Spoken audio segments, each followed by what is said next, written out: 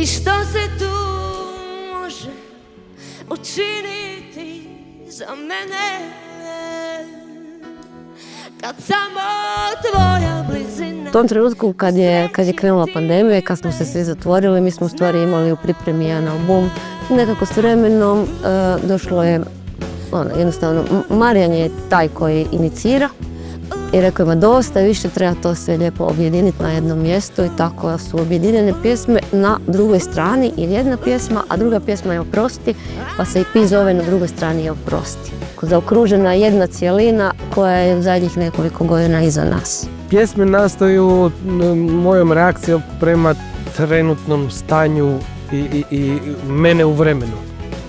I obzirom da živimo zajedno i da ja bez Gabi apsolutno ne znam kako bi funkcionirao, onda imam te naočale da na kraju to moje promišljanje vremena gledam kroz naš partnerski suživot.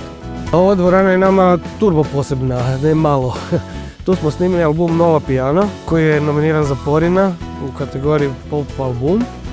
I nama je donio jednu posebnu notu našem izričaju jer su to ogoljene pjesme u koje Gabi, njen glas i klavir stvaraju tu čaroliju i kemiju glazbenu i kad ta pjesma praktički bez ičega ima je onako najteža na svijetu.